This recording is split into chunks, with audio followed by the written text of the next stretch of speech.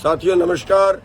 साथियों आज बजट आया है और इस बजट में पिछले साल से और कटौती कर दी गई है। किसानों को, गांवों को, देहात को और थोड़ा गरीब करने की इसमें साजिश रची गई है। मैं अगर आपको आंकड़े में बताऊं तो पिछले साल जो है खेती और उससे जुड़े क्षेत्रों का जो बजट था वो कुल बजट का 4.26% था, जो इस बार घटा के 3.84% रह गया है। और ग्रामीण विकास का जो बजट है पिछले साल 5.59% था, जो इस बार और कम करके 5.23% कर दिया गया है। और प्रधानमंत्री फसल बीमा योजना में जहां पिछले साल 16,000 करोड़ का बजट था, उसको कम करके 15,500 करोड़ का कर दिया गया है, जबकि और बढ़ना चाहिए था। और इसी तरह से मनरेगा का जो कुल खर्च पिछले साल था वो 97,034 करोड़ का था, जो इस बार कम करके 72,034 करोड़ का कर दिया गया है। और किसानों को फसल का दाम मिले, इसके लिए एक स्कीम थी, उसमें 3,595 करोड़ रखे गए थे, जो कम करके 1,500 करोड़ कर दिए गए हैं, आधे से भी कम कर दिए गए हैं।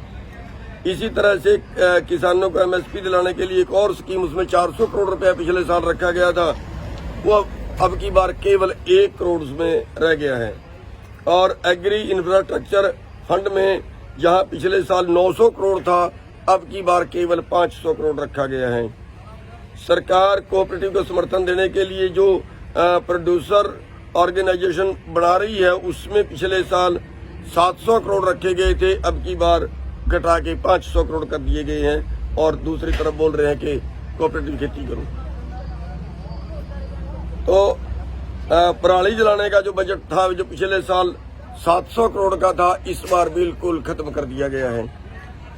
इसी तरह से जो एमएसपी पर पिछले साल खरीद थी, वो उसका जो बजट था उसमें भी 11,000 करोड़ की कटौती कर दी गई है।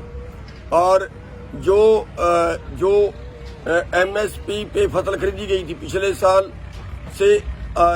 साल करीब 12,08,000 टन खरीदी गई थी, और इस बार जो पिछले साल थी वो 13,08,000 टन खरीदी गई थी।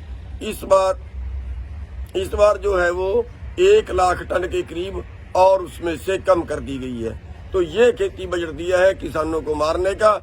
साथियों, इसलिए मेरा निवेदन है कि ये सरकार किसानों को, गांव वालों को बिल्कुल मारेगी। इसलिए पंजाब के लोगों से मेरा अनुरोध है कि इस बार किसानों को वोट डालें, किसानों की सरकार लें। आपका बहुत बहुत धन्यवाद।